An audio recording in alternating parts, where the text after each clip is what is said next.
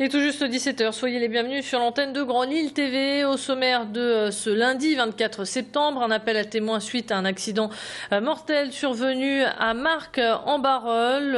On reviendra sur les résultats du LOSC du match d'hier soir. Les Lillois étaient opposés aux Lyonnais pour la Ligue 1 et puis on terminera avec la page cinéma.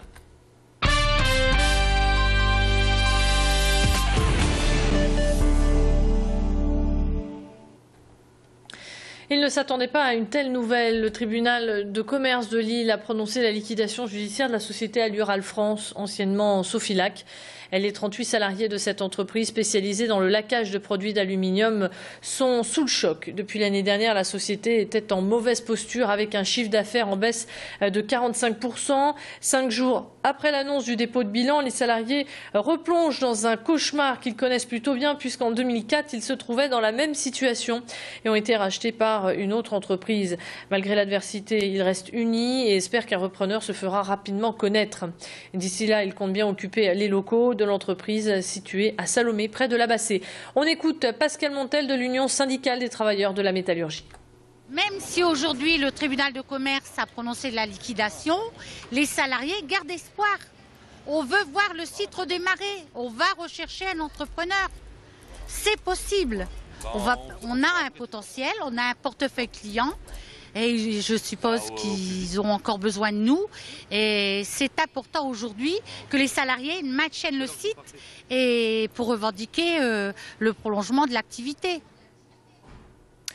Dans le reste de l'actualité, la police lance un appel à témoins. Samedi dernier, un accident a coûté la vie à une personne à Marcq-en-Barœul. Les faits se sont déroulés aux alentours de 20h30 au niveau de l'avenue de la République, donc près des mini-tunnels. Si vous avez été témoin de la scène ou si vous avez des informations permettant de faire avancer l'enquête, téléphonez au numéro qui s'affiche sur votre écran.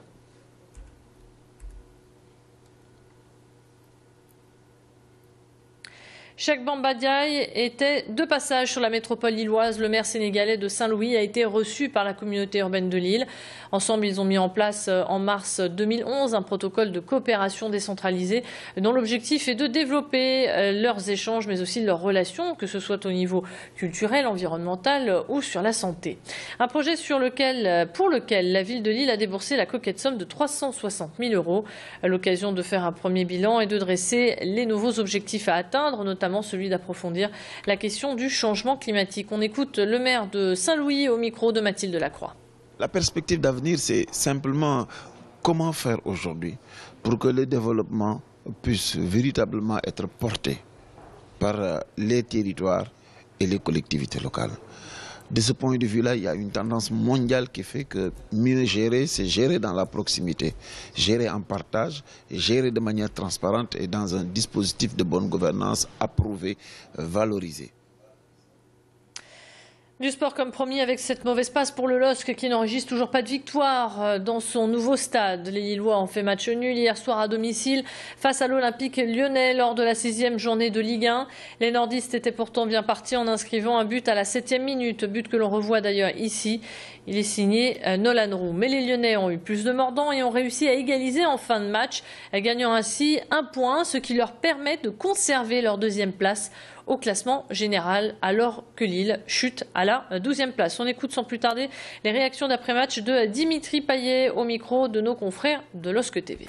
On s'est surtout rassuré ce soir, je pense, parce qu'après la première mi-temps qu'on a fait mercredi, on avait à cœur de retrouver notre football et de nous imposer à la maison.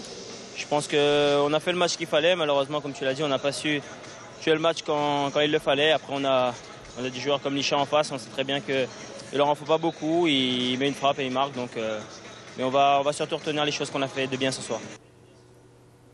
Prochain rendez-vous vendredi, les Dogs se déplaceront à Rennes. Lille-Lyon, c'est bien sûr un match à revoir dès ce soir sur notre antenne. Comme promis, on aborde à présent la page consacrée au cinéma. Le 31 octobre prochain sortira dans les salles obscures Un plan parfait avec Danny Boone et la belle Diane Kruger. Les acteurs sont en pleine promotion et sont actuellement à Lille pour présenter le dernier film de Pascal Chaumeil.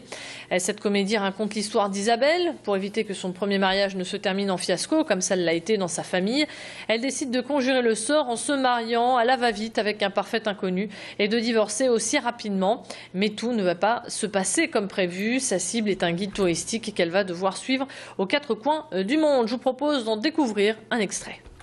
Je casse tout, je suis vraiment invivable. C'est amusant.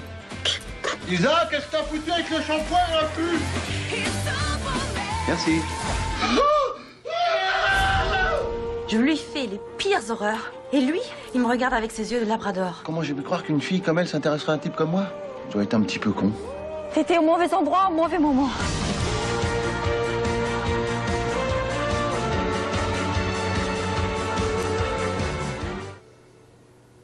Voilà, rire garanti en tout cas avec Danny Boone. Sachez que les 2 acteurs principaux du film vont monter les marches du Kinépolis ce soir à 20h.